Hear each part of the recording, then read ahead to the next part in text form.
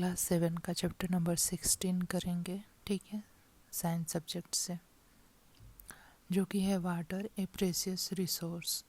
तो वाटर जो है हमारे लिए एक प्रेशियस रिसोर्स है। जैसा कि आपने सुना होगा कि जल है तो जीवन है, तो विदाउट वाटर जो है कि जीवन संभव नहीं है। और ओरिजिन ऑफ लाइफ आप जब आगे के क्लासेस में पढ़ेंगे तो उसमें आप पढ़ेंगे कि जीवन की उत्पत्ति जो है धरती पे जल में ही हुई थी, ठीक है। तो हम लोग जो है कि 22 मार्च को वर्ल्ड वाटर डे मनाते हैं। इस वाटर डे को मनाने की ज़रूरत क्यों पड़ी, इसके बारे में हम लोग देखेंगे। ऐसे तो हमें वाटर जो है कि प्राप्त हो जाता है, जल प्राप्त हो जाता है हमें अपने रोज़मर्रा की लाइफ में जितनी भी एक्टिविटी हैं उनको करने के लिए। तो इसलिए हमें जो है वाटर की स्कार्सिटी के बारे में नहीं समझ आता, या फिर उन लोगों को समझ में आता है जो कि डेजर्ट वगैरह में रहते हैं, या फिर जहाँ पे वाटर की सप्लाई प्रॉपर नहीं है, या फिर जिनको वाटर किसी भी वजह से नहीं प्राप्त होता है, तो उन्हें जो है वाटर की इम्पोर्टेंस ज़्यादा पता है, ठीक है। तो United nation from drinking water जो है ड्रिंकिंग एंड वॉशिंग के लिए एक ऑर्गेनाइजेशन है। उसके अनुसार जो है कि हर एक व्यक्ति को अपने जीवन के रोज़मर्रा के कार्यों को करने के लिए हर एक दिन में एक व्यक्ति 50 लीटर वाटर यूज करता है, ठीक है।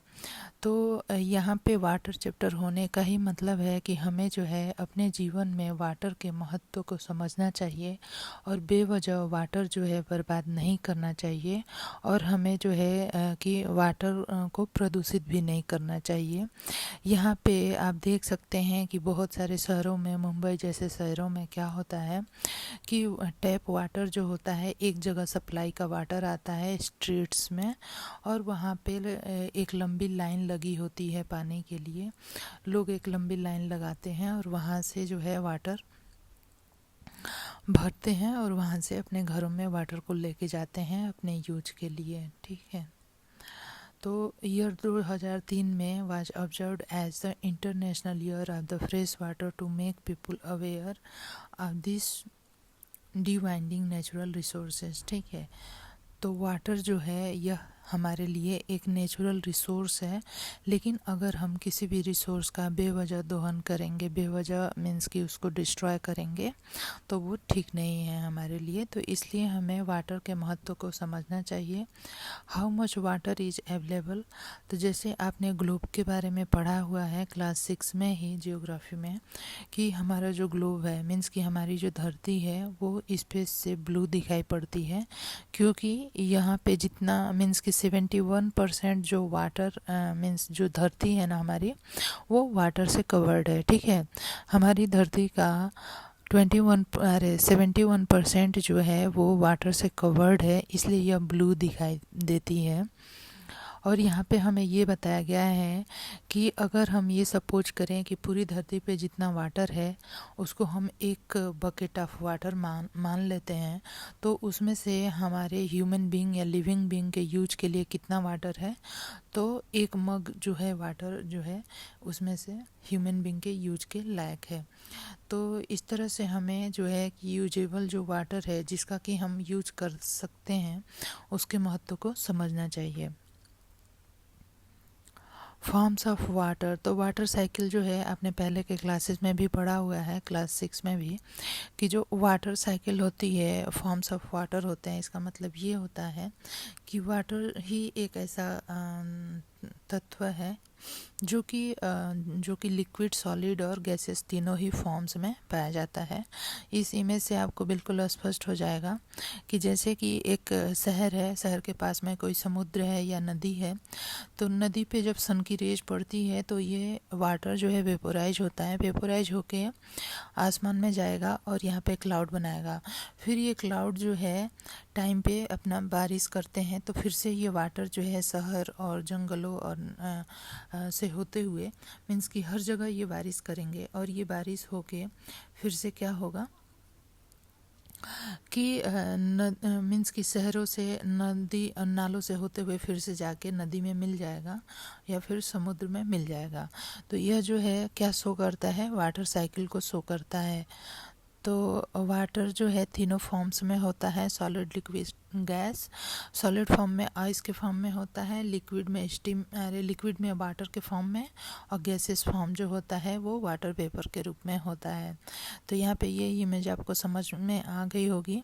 यहाँ पे है वुमेन फेचिंग वाटर, यहाँ पे है कि इम्पोर्टेंस ऑफ वाटर को बताया गया है, ठीक है। The water is drawn from the nearby lakes. बहुत सारे एरियाज ऐसे भी हैं जहाँ पे कि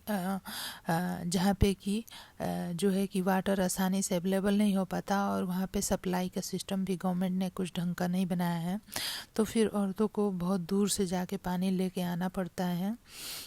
ग्राउंड वाटर के बारे में हम ये बात करेंगे कि अगर हम ग्राउंड में एक होल खोदते हैं तो कुछ अंदर तक खोदने के बाद, डिग करने के बाद हमें जो है वाटर बॉडी मिलती है। और जो है कि वाटर मीन्स कि जो हमारी सॉइल है उसमें मॉइस्चर ये इंडिकेट करता है कि हमारे सॉइल के नीचे जो है कि वाटर है, ठीक है। तो इसको जो है the upper limit of this layer is called the water table, ठीक है। तो हमारे किसी भी ग्राउंड में जहाँ पे जितना वाटर होता है तो उसको वाटर टेबल कहते हैं।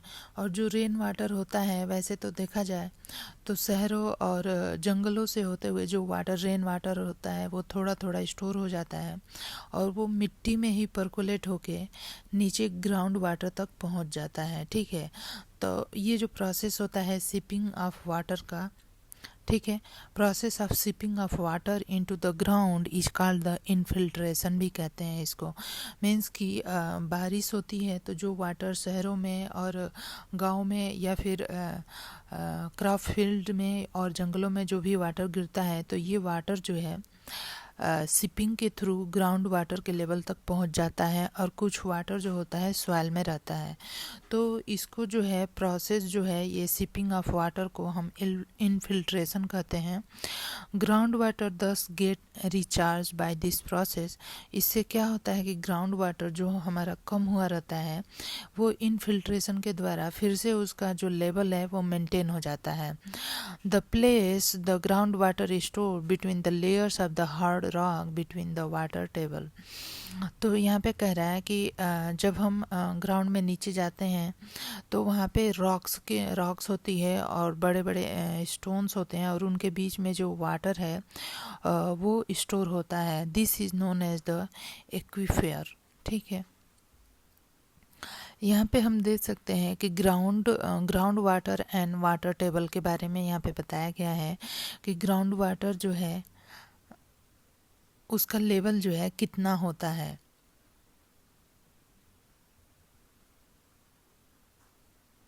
तो ग्राउंड वाटर का जो लेवल होता है वो नदी में भी नदी के अगर लेवल से देखें, हम स्ट्रीम या लेक के लेवल से भी देखें तो उससे भी वो काफ़ी नीचे होता है, ठीक है।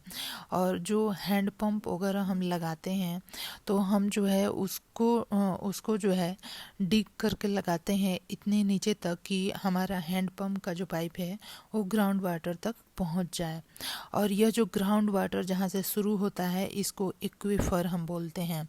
मीन्स कि एक लेयर जहाँ से वाटर टेबल शुरू हो जाता है, वाटर मिलने लगता है हमें, तो उसको हम एक्वीफर बोलते हैं।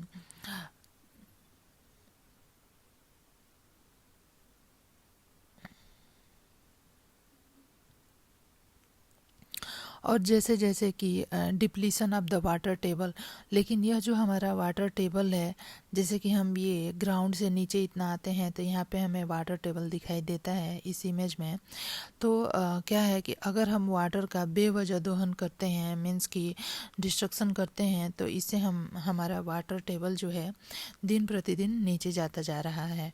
Water drawn from under the ground get replenished by the seepage of the rain water जो होता है उसी के सिपिंग से जो है हमारा ग्राउंड का जो टेबल है, वाटर टेबल है, वो मेंटेन रहता है।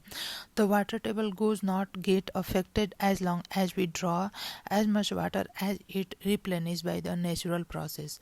और अगर हम उतना ही वाटर निकालते हैं वाटर टेबल से जितना कि फिर से रेन वाटर के द्वारा रिप्लेनिश हो जाता है, तो हमारे जो है कि वाटर टेबल पे ज़्यादा कुछ दुष्प्रभाव नहीं पड़ता है। लेकिन अगर हम बहुत ज़्यादा वाटर निकालते हैं और यह जो है रेन वाटर के द्वारा रिप्लेनिश नहीं होता है, तो फिर यह जो है कि हमारे वाटर टेबल को डिप्लीट करता है। ठीक है, और ऐसा होने के बहुत सारे रीज़न हैं। इंक्रीजिंग पॉपुलेशन है, इंडस्ट्रियल एंड एग्रीकल्चरल एक्टिविटीज़ है, तो इनमें से ये कुछ कॉमन फैक्टर हैं। और कभी कभी क्या होता है कि रेनफॉल जो है कम हो रही है, तो इससे भी जो है वाटर टेबल डिप्लीट होता है। ठीक है, और जो है desertification, decrease in the effective area for seepage of the water, ये सारी चीज़ें हैं। जैसे कि दिन पर दिन हम जंगलों को काटते जा रहे हैं, तो इससे क्या होता है कि इस जंगलों को हम काटते जाते हैं, तो इससे क्या होता है कि उस एरिया में जो बारिश का दर है वो कम हो जाता है, और बारिश का दर कम हो जाता है तो इससे भी हमारा टेबल वाटर का जो रिप्लेनिशमेंट है वो नहीं हो पाता है। ठीक है, और क्या होता है कि कभी कभी हम ज़्यादा एरिया पे क्या करते हैं कि घर बनाते हैं, इंडस्ट्रीज बनाते हैं, तो इससे क्या होता है कि सीपेज होने के लिए, वाटर के सीपेज के लिए पूरी जगह नहीं मिलती है, जिससे कि वो वाटर सिप होके वाटर टेबल तक पहुंच पाए। तो इस स्थिति में भी ये चीज़ होती है। इंक्रीजिंग पॉपुलेशन भी इसमें से एक रीज़न है। जैसे जैसे पॉपुलेशन इंक्रीज होता जा रहा है, वैसे वैसे डिमांड जो है वो बढ़ती जा रही है, हाउसेस की, शॉप की, ऑफिस, रोड एंड पेवमेंट की। ठीक है, तो हमारी जितनी डिमांड बढ़ती जाएगी उतना जो है एरियाज़ पे हम हाउस इंडस्ट्रीज़ का कंस्ट्रक्शन करते जाते हैं, और ये क्या करता है, this decrease the open area like the parks and the play ground, this in turn decrease the seepage of the rain water into the ground. What could be the consequence? Recall that a pucca floor जो होता है वो जो है allow नहीं करता है seepage of the water को इनटू द ग्राउंड। ठीक है, A huge amount of the water is required for the construction work, often groundwater used for this purpose। और जो भी कंस्ट्रक्शन वर्क होता है उसमें भी बहुत सारा ग्राउंड वाटर कंज्यूम हो जाता है। तो ये सारी चीज़ें जो है रीजन बनती हैं वाटर टेबल के डिप्लीट होने की। इंक्रीजिंग इंडस्ट्रीज इनमें से एक है। ठीक है, अब यहाँ पे हम देखते हैं कि बहुत सारी एग्रीकल्चरल एक्टिविटीज़ हैं। जब हमारी वाटर की रिक्वायरमेंट जो है रेन वाटर से पूरी नहीं होती है, तो हम ग्राउंड वाटर को खींचते हैं पंप वगैरह के थ्रू, और उसका हम अपने एग्रीकल्चरल एक्टिविटीज़ में यूज करते हैं। तो इससे भी हमारा ग्राउंड वाटर का लेवल जो है नीचे जा रहा है। उसके बाद हम देखते हैं डिस्ट्रीब्यूशन ऑफ वाटर। तो वाटर जो है हर जगह पे एक इक्वल जो है इसका डिस्ट्रीब्यूशन नहीं है। Some places have good amount of rain and are water rich. On the other hand, there are desert which have scanty rainfall। Means कि बहुत सारी जगह ऐसी है जहाँ पे वाटर मीन्स कि रेन वाटर बहुत ज़्यादा होती है, रेन बहुत ज़्यादा होती है, और कुछ जगह ऐसे होते हैं जहाँ पे डेजर्ट है, तो वहाँ पे जो है कि रेन होती ही नहीं, रेनफॉल होती ही नहीं, तो वहाँ पे वाटर जो है कि ग्राउंड वाटर भी नहीं बन पाता है। ठीक है, India is the vast country and the rainfall is not the same everywhere. Some regions have excessive rain while some have very little rainfall. Excessive rain causes the flood, whereas the absence of rain result in the drought. Therefore, some region in our country may have floods while some other have suffer from the drought at the same time। यहाँ पे ये समझाया जा रहा है कि हमारी country जो है इंडिया, यहाँ पे कहीं कहीं पे वाटर इतना ज़्यादा है कि वहाँ पे फ्लड की सिचुएशन बन जाती है, और कहीं कहीं पे वाटर की इतनी कमी है कि वहाँ पे सूखा पड़ जाता है। ठीक है, नेक्स्ट जो है वाटर मैनेजमेंट। तो यहाँ पे मेन जो इम्पॉर्टेंट चीज़ है वो है वाटर मैनेजमेंट। अगर हम ऐसा सिस्टम बनाए जहाँ पे कि फ्लडिंग हो रही है, वहाँ से वाटर को पाइपलाइन के थ्रू उन जगहों पे पहुँचाया जाए जहाँ पे कि ड्रॉट है, जहाँ पे सूखा पड़ा है। तो यह जो है एक वेल प्लान्ड पाइपलाइंस या पाइप का सिस्टम बनाना होगा, जिससे कि हर एक एरिया में, इंडिया के हर एक एरिया में वाटर की सप्लाई हो सके, ठीक है, और उसके डेस्टिनेशन तक पहुंचाया जा सके। लेकिन यहाँ पे ऐसा नहीं है, मिस मैनेजमेंट है, वेस्टेज में भी take place at the level of the individual also, ठीक है, डिसमैनेजमेंट है, और इसलिए ये सिचुएशन आती है। अब जैसे कि हमें कहाँ कहाँ पे इंडिविजुअल लेवल पे वाटर वेस्ट होने से रोक सकते हैं। ब्रशिंग द टीथ के टाइम पे, बाथिंग के टाइम पे, washing and during many other activities हम जो वाटर टैप को खोल के छोड़ते हैं, ये हमें नहीं करना चाहिए। और दूसरा जो है, we have seen that most of the water that we get as rainfall just flow away, ठीक है। तो इस वाटर को हमें जो है कि हार्वेस्ट करना चाहिए, ठीक है। The rain water can be use to recharge the ground water, this is refer to as water harvesting और rain water harvesting, about which you have learn in class 6 में आपने पढ़ा था कि रेन वाटर की हार्वेस्टिंग कैसे करते हैं। पाइपलाइंस के थ्रू सारे वाटर को इकट्ठा करते हैं और एक जगह जो है उसको क्लीन करके यूज करने के लायक बना देते हैं। We have at many places in India an old age practice of water storage and water recharge, like the Boweries was the traditional way of collecting water. With time, the Bowery fell into the disuse and garbage started peeling in these reservoir. However, because of the acute water shortage, people in this area have had to rethink. The Boweries are being revived. Today, the situation is that, in spite of scanty rain, these places are managing their water needs well. A farmer using water in the field can also use water economically. Maybe you have heard of the drip irrigation. Drip irrigation ये होता है कि जिस plant को जितने amount of water चाहिए उतना दिया जाता है, बेवजह इसमें जो है कि वाटर का मिसयूज़ नहीं होता है, दुरुपयोग नहीं होता है, ठीक है। एक केस स्टडी है जहाँ पे कि वाटर की कमी को कैसे पूरा किया गया इसके बारे में है। यहाँ पे हम देखेंगे what role you can play. इस वाटर के मैनेजमेंट में हम जो है क्या इंडिविजुअली क्या रोल प्ले कर सकते हैं उसके बारे में है। वाटर वाइज हैबिट्स में है effect of water scarcity on the plants, और ये भी है कि प्लांट्स को जितनी वाटर चाहिए उतनी नहीं मिल पाती तो इसका क्या इफ़ेक्ट होता है, ठीक है। तो क्या होता है कि जैसे ग्रीनरी जो होती है वाटर प्लांट्स की और ग्रोथ जो है वो सारी की सारी वाटर पे डिपेंड करती है, और अगर उसको सफिशिएंट अमाउंट ऑफ वाटर नहीं मिलता है तो जो है प्लांट ग्रोथ नहीं कर पाता है, ठीक है। तो ठीक है, इंडिविजुअल लेवल पे ये है कि ब्रशिंग के टाइम पे हमें टैप को बंद करके रखना चाहिए, और फ्लोर क्लीनिंग के लिए हमें जो है कम से कम वाटर को यूज करना चाहिए, ठीक है। तो फ्रेंड्स, अगर आपको मेरा वीडियो पसंद आता है तो मेरे चैनल को सब्सक्राइब करिए, लाइक करिए मेरे वीडियोज़ को और शेयर करिए। धन्यवाद।